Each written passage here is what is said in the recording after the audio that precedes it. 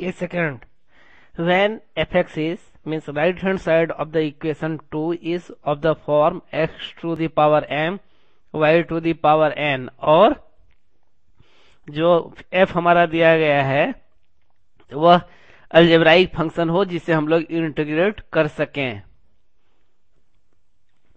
In this case, we obtain the particular integral by expanding,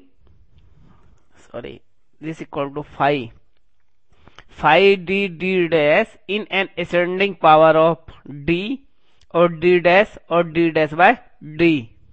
मैं जैसे नीचे दिए गए क्वेश्चन को मैं सॉल्व कर रहा हूं. यह क्वेश्चन हमारा है D square minus 6d dash plus 9d dash square Z equal to 36xy. As usual मैंने कॉम्प्लीमेंट्री फंक्शन निकाल लिया जो बराबर है f1 y plus 3x plus x f2 y plus 3x के बराबर है. अब मुझे इसका पार्टिकुलर इंटीग्रल निकालना है. We know particular integral equal to 1 by phi D dash F X Y.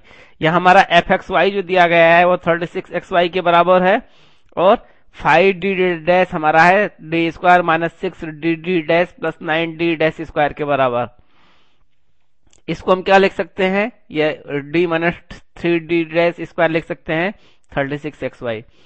अब इसमें हम लोगों ने d स्क्वायर कॉमन ले लिया तो हमारा रिजल्टेंट क्या हो जाएगा 1 minus 3d dash by D पर square into X Y 36d square. अब इसको अगर ऊपर आप ले जाते हैं 36d square 1 minus 3d dash by D का था, इसको मैंने यहाँ ऊपर ले गया है तो ये हमारा क्या हो जाएगा -2 ऊपर हो जाएगा. बाइनोमियल एक्सपेंशन से हम लोगों ने इसको एक्सपेंड किया 1 minus X to the power N के फॉर्मूले पर.